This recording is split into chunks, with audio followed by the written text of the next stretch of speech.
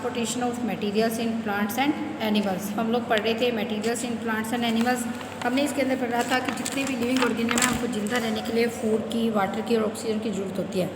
ये food, water और oxygen है उनके वेरियस पार्ट्स के अंदर पहुँचना ज़रूरी होता है। फूड और जो ऑक्सीजन है वो सारे के सारे पार्ट्स को, यानी पूरी की पूरी बॉडी है, चाहे प्लांट्स है चाहे एनिमल है, वो किसके लिए से मिलकर बनी होती है? सेल से मिलकर बनी होती है। तो फूड और ऑक्सीजन है वो सारी की सेल्स तक पहुंचनी ज़रूरी होती है ताकि वो पार्ट्स कैसे कर सकें? रेस्पिरेशन और ग्रोथ कर सकें।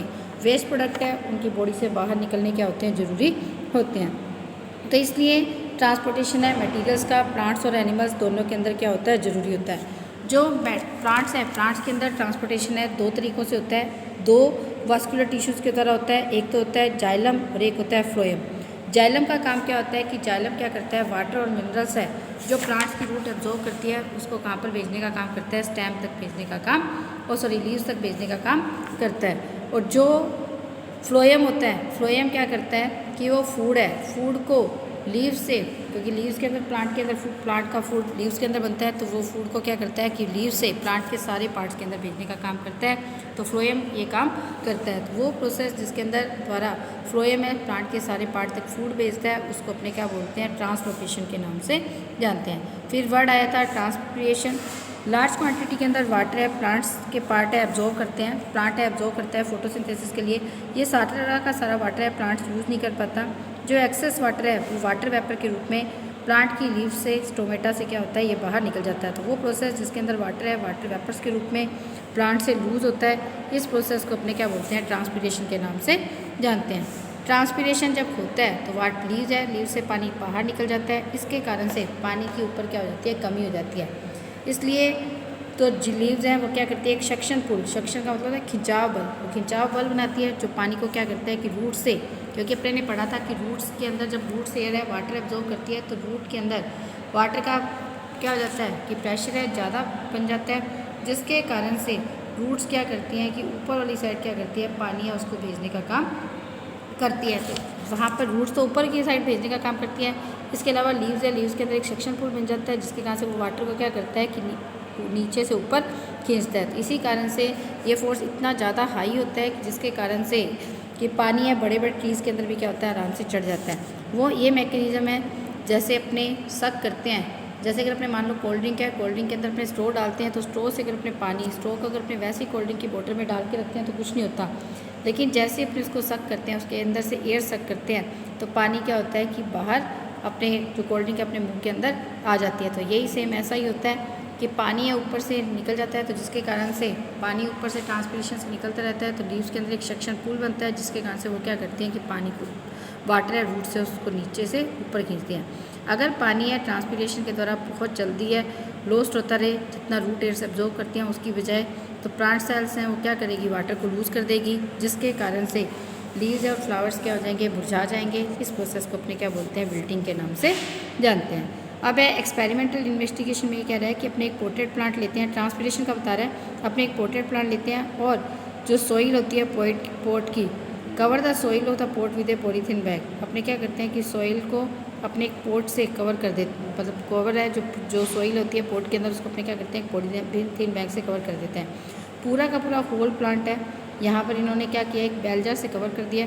इस सेटअप को अपने कुछ घंटों के लिए धूप के अंदर रखते हैं। तुम लोग देखोगे कि छोटी छोटी पानी की बूंदें हैं इनर वॉल ऑफ जार के ऊपर अपने को दिखाई देती हैं। इसका कारण क्या होता है कि जो सोइल है, जो सोइल तो यहाँ पर अपने को पता है कि अपने ने पूरा का पूरा कम्प्लीटली कवर कर दी थी, तो वाटर है वो सोइल से तो आ नहीं सकता, तो पानी कहाँ से आया? वो लीव्स से आया। तो इस एक्टिविटी से क्या पता लगता है कि जो लीव्स है उनसे क्या होता है कि वाटर है ट्रांसपिरेशन के द्वारा बाहर निकलता है।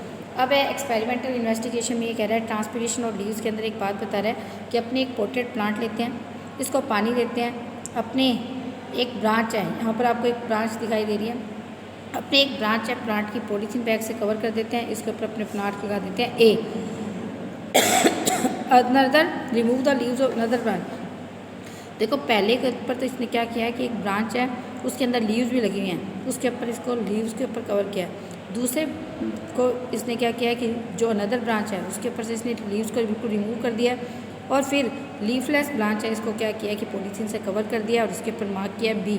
अपने पोटेड प्लांट को सनलाइट के अंदर कुछ घंटों तक रखते हैं। तुम लोग क्या देखते हो कि पॉलीथीन ए और पॉलीथीन बी दोनों में से किसके ऊपर अपने को वाटर ड्रॉपलेट्स दिखाई देती हैं? तुम लोग देखोगे कि जो बैग ए है उसके अंदर अपने को वाटर ड्रॉपलेट्स दिखाई देती हैं, लेकिन बी के अंदर नहीं दिखाई देती, क्योंकि ए के अंदर क्या होता है, लीव्स प्रेजेंट होती है, और लीव से क्या होता है कि हमेशा वाटर है वो किसके रूप में निकलता रहता है, वेपर्स के रूप में निकलता रहता है, जिसको अपने ट्रांसपोर्टेशन बोलते हैं। अब अपने बात करते हैं transportation of materials in animals. Animals के अंदर किस तरह से ट्रांसपोर्टेशन होता है?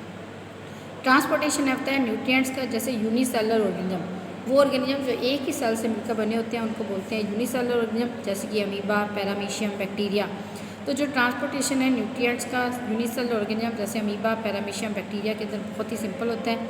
न्यूट्रिएंट है हर पार्ट तक सेल के, क्योंकि एक ही तो पार्ट होता है, तो हर पार्ट तक सेल के क्या हो जाता है, डिफ्यूजन मेथड से पहुंच जाता है। सिंपल एक्वेटिक मल्टीसेलुलर ऑर्गेनिज्म जैसे कि हाइड्रा है, जेलीफिश है, उनके अंदर ऑक्सीजन और न्यूट्रिएंट है, वाटर से उनकी बॉडी के अंदर oxygen and nutrient are transported by water that circulate through their bodies. Hydra और जेलीफिश है, उसका मुंह है जैसे बैग लाइक स्ट्रक्चर की तरह होता है, तो इसके अंदर क्या होता है कि उनकी पूरी बॉडी के अंदर वाटर जाता रहता है, तो उसी वाटर के साथ क्या होता है कि हाइड्रा और जेलीफिश के अंदर क्या होता है कि फूड है, ऑक्सीजन है और न्यूट्रिएंट है, वो क्या होते रहते हैं, उसकी बॉडी के अंदर सर्कुलेट होते रहते हैं। अब हम बात करते हैं ट्रांसपोर्टेशन इन ह्यूमंस की। वो प्रोसेस मतलब जो ह्यूमन डिफ्यूज़न का प्रोसेस है वो बहुत ही ज़्यादा स्लो होता है। हायर एनिमल्स, जिसके अंदर हम भी लोग भी शामिल हैं, ह्यूमन बींग यानी हम लोग भी शामिल हैं, एनिमल्स हैं, इनके अंदर वेल डेवलप्ड पिकअप और डिलीवरी सिस्टम होता है। अपनी बॉडी के अंदर एक well developed pickup and delivery, यानी किसी चीज़ को उठाना, पिकअप करना और उसके बाद उसको भेजना। जैसे अपने लंग्स के अंदर ऑक्सीजन होती है, उसको पिक करना और उसके बाद उसको सारे बॉडी पार्ट, सारे सेल्स तक भेजना, यानी डिलीवरी करना। इसके लिए एक बढ़िया वेल डेवलप्ड पिकअप सिस्टम होता है, जिसको अपने सर्कुलेटरी सिस्टम बोलते हैं। सर्कुलेटरी सिस्टम के अंदर ब्लड है, वो फूड ऑक्सीजन को हर सेल के हर पार्ट तक भेजने का काम करता है। इसके अलावा ये वेस्ट जो होती है वो भी क्या करता है कि हर सेल के पार्ट से, क्योंकि हर सेल के अंदर वेस्टेज भी बनती है। देखो, अगर अपने अपने घर पे सफाई नहीं करते, अगर आज अपने ने सफाई कर ली, उसके बाद अगर अपने सफाई नहीं करते तो अपने घर पे कुछ ना कुछ काम होता रहता है, तो जिसके कारण से क्या होता है कि अपने घर के अंदर वेस्टेज इकट्ठी हो जाती है। अगर अपने इस वेस्टेज को बाहर नहीं निकालते अपने घर से, तो क्या हो जाता है कि ये मक्खियाँ मच्छर पैदा होने का कारण बनता है, जिसके कारण से बीमारियाँ फैलने का खतरा रहता है हमारे घर पे। इसी तरह से हमारी बॉडी के अंदर जो सेल्स हैं वो भी क्या करती रहती है, हर टाइम कोई ना कोई फंक्शन करती रहती है। सेल्स के अंदर कुछ ना कुछ नया बनता रहता है, कुछ ना कुछ टूटता फूटता रहता है, यानी सेल्स के अंदर हर टाइम मेटाबॉलिक एक्टिविटीज़ होती रहती हैं। तो अगर सेल है, अगर ये मेटाबॉलिक एक्टिविटी होती है तो इसके कारण से क्या होता है कि वेस्टेज बनती है। तो अगर इस वेस्टेज को बॉडी से बाहर ना निकाला जाए तो बॉडी टॉक्सिक हो जाएगी, बॉडी के अंदर ये वेस्टेज टॉक्सिक हो जाएगी, और जिसके कारण से ह्यूमन बींग को बहुत ज़्यादा नुकसान पहुंचाता है। तो यानी सर्कुलेटरी सिस्टम है, फूड और ऑक्सीजन को तो हर सेल तक भेजता ही भेजता है। इसके अलावा जो वहाँ पर वेस्टेज होती है उसको भी क्या करता है, हर सेल से दूर लेकर जाता है। सर्कुलेटरी सिस्टम है, इसके अंदर हमारा ब्लड वेसल्स और हार्ट होते हैं। ब्लड एक स्पेशलाइज बॉडी का फ्लूइड है जो कि अपनी ब्लड वेसल्स के अंदर फ्लो करता है। फ्लूइड का मतलब होता है जो फ्लो कर सकता है। तो ब्लड एक स्पेशलाइज बॉडीली फ्लूइड है जो अपनी ब्लड वेसल्स के अंदर फ्लो करता है। ये डाइजेस्टेड फूड को स्मॉल इंटेस्टाइन से सारे पार्ट्स ऑफ बॉडी में भेजता है। ऑक्सीजन को लंग्स से सारी बॉडी सेल्स तक भेजता है। कार्बन डाइऑक्साइड को सेल से लंग्स तक भेजता है। लिक्विड वेस्टेज है बॉडी की सेल से, उसको किडनी से, मतलब body cells to the kidney, यानी जो लिक्विड वेस्टेज है उसको बॉडी सेल से किडनी में भेजता है। उसके बाद इसको क्या करता है कि बॉडी से रिमूव करने में हेल्प करता है। एक एवरेज हेल्दी एडल्ट है, उसके अंदर वॉल्यूम है ब्लड का 1/11 ऑफ बॉडी वेट, यानी जितना अपनी बॉडी का वेट होता है उसका 1/11 होता है। नॉर्मली वॉल्यूम ऑफ ब्लड है एक एवरेज ह्यूमन बींग के अंदर 4 to 5 लीटर्स होता है। ब्लड है, इसके अंदर एक फ्लूइड होता है जिसको अपने बोलते हैं प्लाज्मा, जिसके अंदर 3 तरह की ब्लड सेल्स फ्लोट करती है। ब्लड एक लिक्विड है, इसके अंदर जो लिक्विड पार्ट होता है, ब्लड के अंदर 4 मेन कंपोनेंट होते हैं। जो लिक्विड पार्ट होता है उसको अपने बोलते हैं प्लाज्मा, इसके अंदर 3 तरह की सेल्स प्रेजेंट होती है। प्लाज्मा लिक्विड पार्ट है ब्लड का, ये येलोइश कलर का होता है। इसके अंदर 90% वाटर होता है। इसके अंदर फूड, वेस्टेज, एंजाइम, ये सारे के सारे क्या होते हैं, डिजोल्व होते हैं। ब्लड सेल्स, 3 तरह की ब्लड सेल्स प्रेजेंट होती हैं। पहली है red blood cells. Red blood cell क्या सेल्स है, डिस्क शेप में होती है। डिस्क नहीं होती जैसे अपने खेलते हैं, डिस्क होती है ना, अपने खेलते हैं उससे। रेड ब्लड सेल्स क्या होती है, डिस्क शेप सेल्स होती हैं। इसके अंदर एक रेड कलर का प्रोटीन पाया जाता है जिसको अपने हीमोग्लोबिन पालते हैं। यही पिगमेंट है जो ऑक्सीजन को एब्जॉर्व करता है और सारे के सारे बॉडी पार्ट के अंदर भेजने का काम करता है। ऑक्सीजन है हीमोग्लोबिन के साथ कंबाइन हो जाती है, एक कंपाउंड बनाती है जिसको बोलते हैं ऑक्सी हीमोग्लोबिन। जब ब्लड है सारे सेल्स तक पहुंचता है जिनको भी ऑक्सीजन की ज़रूरत होती है, ऑक्सी हीमोग्लोबिन वहाँ पर जाकर क्या हो जाता है, मतलब जब भी ब्लड है सारी सेल्स तक पहुंचता है, सेल को ऑक्सीजन की जरूरत होती है, तो वहाँ पर जाकर हीमोग्लोबिन है ब्रेक डाउन हो जाता है। ऑक्सीजन और हीमोग्लोबिन के अंदर ऑक्सीजन है उसका सेल्स यूज़ कर लेती है रेस्पिरेशन के लिए, हीमोग्लोबिन है वापस से क्या हो जाता है कि ऑक्सीजन को लाने के लिए बिल्कुल फ्री हो जाता है। अब है white blood cells. White blood cells हैं ये थोड़ी सी रेड ब्लड सेल्स से बड़ी होती हैं, इनकी कोई फिक्स शेप नहीं होती, ये नंबर के अंदर रेड ब्लड सेल्स की बजाय बहुत कम होती हैं। इनका मेन काम होता है जर्म्स से लड़ना, जो भी हार्मफुल बैक्टीरिया और अदर फॉरेन मटेरियल अपनी बॉडी के अंदर एंटर करते हैं जो बीमारी को फैलाते हैं, उनसे लड़ना। तो ये they are able to move on their own, ये अपने आप मूव कर सकते हैं। इसके कारण से वाल्स हैं ये this helps them to pass through the walls of blood vessels and reach to infected parts of the body. क्योंकि देखो इनको चलने के लिए किसी हीमोग्लोबिन वगैरह की जरूरत नहीं होती, तो इस कारण से ये क्या करते हैं कि अपने आप वॉल है ब्लड वेसल्स की उसको पार करके उन जगहों पर चले जाते हैं जहाँ पर अपनी बॉडी के अंदर कोई जर्म्स वगैरह इफेक्ट हो करते हैं, तो इफेक्टेड पार्ट्स ऑफ बॉडी है वहाँ पर ये क्या हो जाते हैं अपने आप ही पहुँच जाते हैं। प्लेटलेट्स हैं हालांकि बहुत ही कम नंबर के अंदर होती हैं रेड ब्लड सेल्स की बजाय, और ये क्या होती हैं साइज़ के अंदर भी छोटी होती हैं, लेकिन ये क्या करते हैं कि अगर कोई भी अपनी चोट लग जाती है, घाव हो जाता है, तो अपने आप थोड़ी देर बाद ब्लड रुक जाता है, तो ब्लड की क्लोटिंग के अंदर क्या करती हैं ये ब्लड वेसल्स हैं हेल्प, ब्लड सेल प्लेटलेट्स हैं हेल्प करती हैं। ये ब्लॉक्स है फ्लो ऑफ ब्लड का रोक देती है, जिसके कारण से ब्लड का लॉस भी क्या हो जाता है बॉडी से रुक जाता है। अब है ब्लड वेसल्स। ब्लड है वो एक नेटवर्क ऑफ ट्यूब है, उनके द्वारा क्या करता है सारी बॉडी के अंदर क्या करता है ट्रांसफ़र होता है। तो ब्लड है पूरी बॉडी के अंदर एक नेटवर्क ऑफ ट्यूब के द्वारा सर्कुलेट होता है, इनको अपने ब्लड वेसल्स बोलते हैं। 3 तरह की ब्लड वेसल्स होती हैं, आर्टरीज, वेन्स और कैपिलरीज। आर्टरीज हैं वो ऑक्सीजनेटेड यानी ऑक्सीजन रिच ब्लड को हार्ट से कहाँ पर लेकर जाती है, ऑक्सीजन रिच ब्लड को हार्ट से दूर लेकर जाती है। जैसे ही हार्ट पंप करता है ब्लड को, तो हार्ट जैसे ही हार्ट पंप करता है तो ब्लड क्या हो जाता है कि हार्ट से आर्टरीज में आ जाता है। ब्लड है बड़ी तेज़ी से आर्टरीज के अंदर फ्लो होता है, तो आर्टरीज है उनकी वॉल हमेशा कैसी होती है थिक इलास्टिक वॉल्स होती है।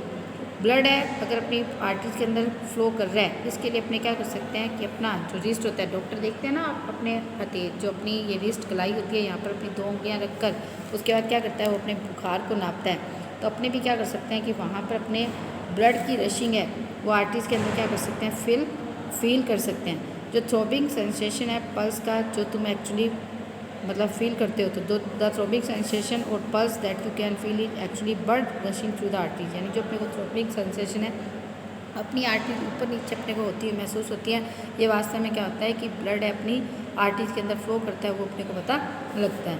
आर्टरीज है आगे जाकर छोटी छोटी स्मॉलर ब्रांचेस के अंदर कन्वर्ट हो जाती हैं, तो इनको अपने क्या बोलते हैं कैपिलरीज बोलते हैं। कैपिलरीज बहुत ही थिनेस्ट ब्लड वेसल्स होती हैं, ये मतलब इतनी थिक होती हैं जितना अपना एक बाल थिक होता है।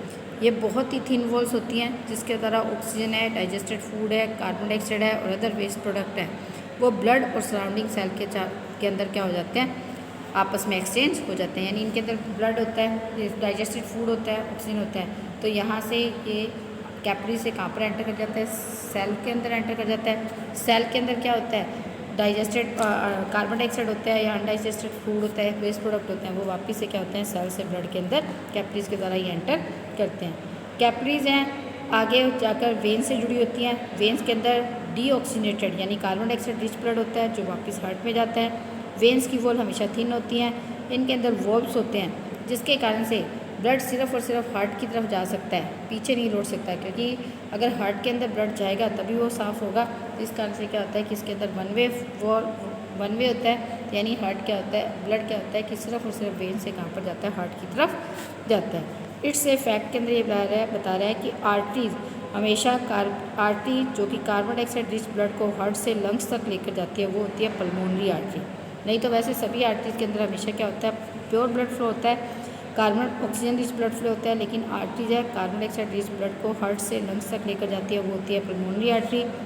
यही एक ऐसी आर्टरी है जिसके अंदर कार्बन डाइऑक्साइड रिच ब्लड होता है। वो वेन जो ऑक्सीजन रिच ब्लड को लंग्स से हार्ट तक लेकर आती है उसको बोलते हैं पल्मोनरी वेन, और यही वो वेन होती है जिसके अंदर सिर्फ ऑक्सीजन रिच ब्लड होता है। बाकी सभी आर्टरीज के अंदर हमेशा प्योर ब्लड फ्लो होता है सिर्फ एक पल्मोनरी आर्टरी को छोड़कर, और सभी वेन्स के अंदर क्या होता है कि इम्प्योर ब्लड फ्लो होता है सिर्फ और सिर्फ किसको छोड़कर पल्मोनरी वेन को छोड़कर।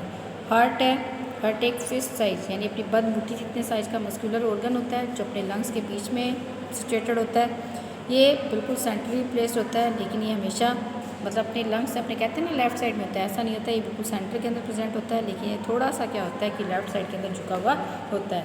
ये 60 to 80 टाइम्स है, 1 मिनट के अंदर बीट करता है पूरी लाइफ। इसका फंक्शन होता है कि ब्लड को सारे के सारे बॉडी पार्ट में भेजना। तुम अपनी हार्ट बीट महसूस कर सकते हो अगर अपना तुम हाथ है बिल्कुल अपने चेस्ट के लेफ़्ट हैंड साइड में रखते हो तो। एक डॉक्टर क्या करता है, इसको सुनने के लिए क्या करता है, स्टेथोस्कोप का यूज़ करता है। डॉक्टर करता है ना हार्ट बीट सुनने के लिए, अपने को भी चेक करवाने जाते हैं तो डॉक्टर अपनी हार्ट बीट सुनता है तो स्टेथोस्कोप की हेल्प से। हार्ट है वो 4 चैम्बर्स के अंदर डिवाइड होता है। टॉप चैम्बर्स जो कंपेरेटिवली थिनर वॉल्स होती हैं उनको अपने ऑरिकल्स बोलते हैं।